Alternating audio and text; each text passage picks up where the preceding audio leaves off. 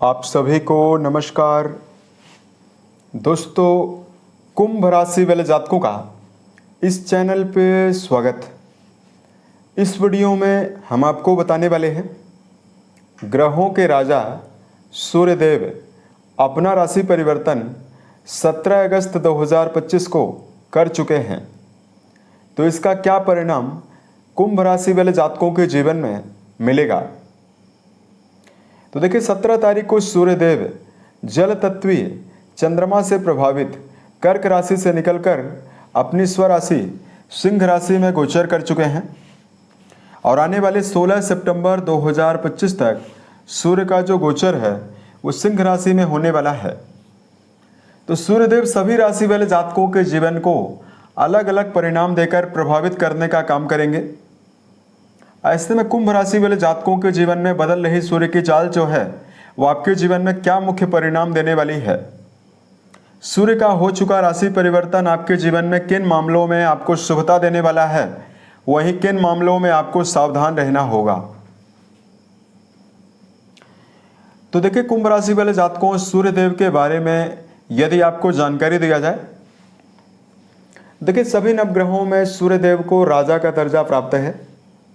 सूर्यदेव को आत्मा, पिता, सरकारी क्षेत्र और मान सम्मान की प्राप्ति का भी कारक माना जाता है।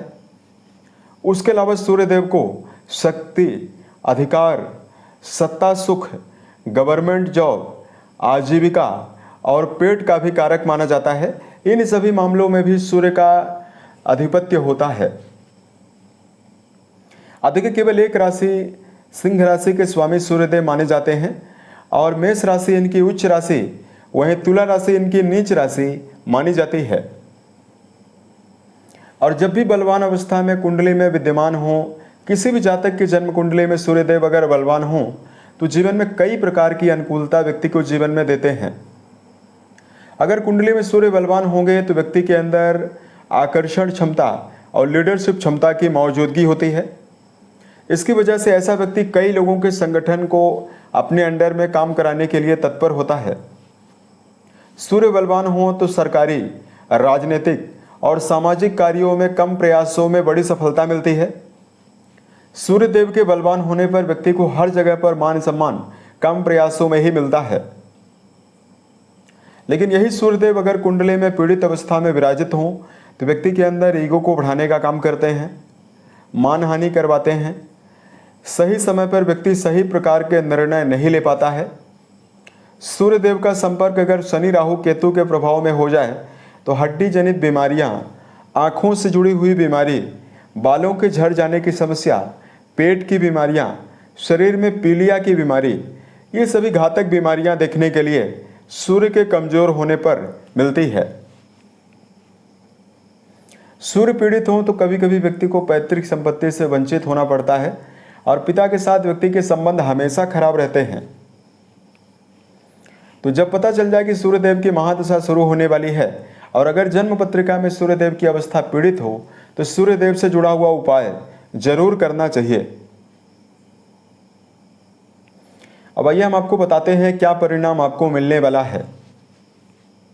तो देखिए, कुंभ राशि वाले जातकों के चंद्र राशि के ऊपर ही बनाया गया राशिफल है, आप इसे इसी आधार पर देखें।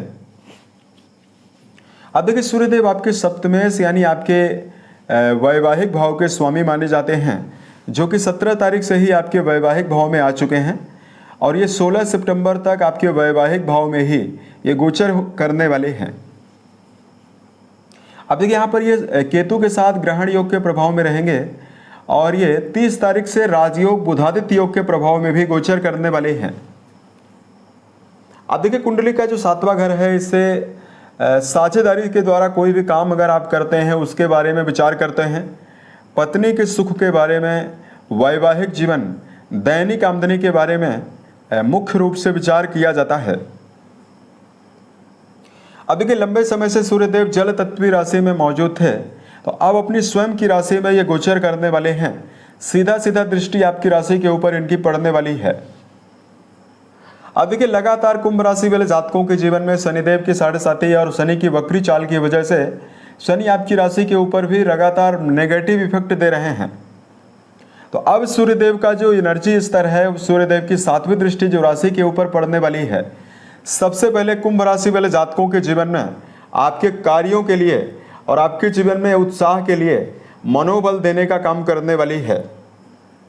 यदि आप अपने अंदर एनर्जी की कमी, ऊर्जा की कमी लगातार लंबे समय से महसूस कर रहे हैं, 18 अगस्त से लेकर 16 सितंबर के बीच का समय ऐसा समय है जिसमें कुंभ राशि वाले जातक अपने जीवन में एक्टिव होकर, एनर्जेटिक होकर काम करने में पूरी तरह से तत्पर रहने वाले हैं।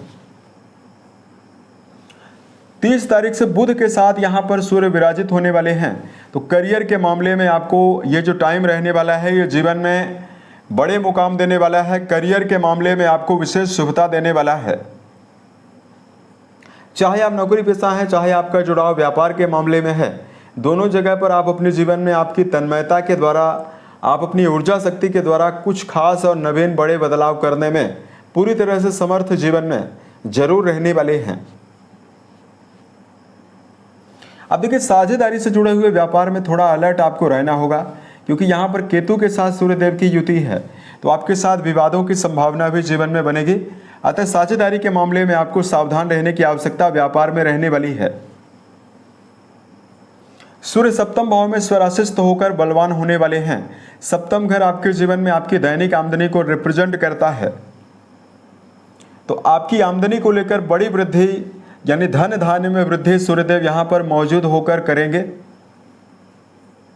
तो अगर आपके जीवन में धन की कमी लगातार लंबे समय से बनी हुई है, तो यहाँ पर देखिए सूर्यदेव आपको नए माध्यम, नवीन जरिया धन प्राप्ति का देने वाले हैं, और एनर्जी के द्वारा भी, स्वयं के पुरुषार्थ के द्वारा भी आप अपने जीवन में आप आमदनी को बढ़ाने में कामयाब रहने वाले हैं।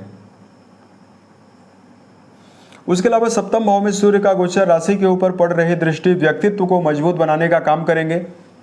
इसकी वजह से मान सम्मान आपको मिलने वाला है।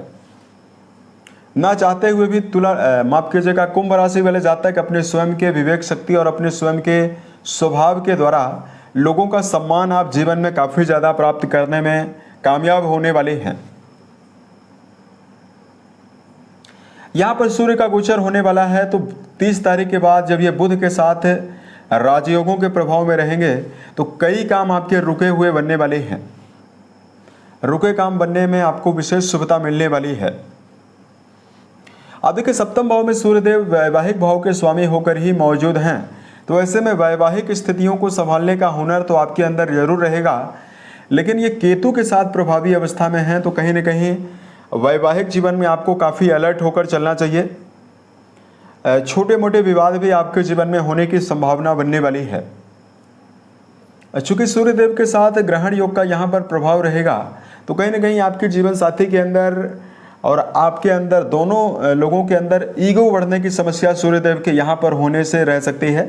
तो ऐसे में आने वाले 16 सितंबर तक यदि आपका जुड़ाव वैवाहिक जीवन के मामले में है, तो रिश्तों में आपको पारदर्शिता और शुभता बनाकर आपको चलना चाहिए, यानी समन्वय बनाकर ही आपको चलना है। सप्तम भाव में सूर्यदेव का गोचर होने वाला है, तो 30 तारीख के बाद आपके जीवन में बड़े काम, व्यापार के मामले में रुके काम बनने की संभावना ज़्यादा रहने वाली है। तो इस प्रकार का जो मेजर इफेक्ट है आपके जीवन में आपको मिलेगा। कुंभ राशि वाले जातकों को अचानक बड़े बड़े डिसीजन लेकर काम करने से जीवन में बचना चाहिए।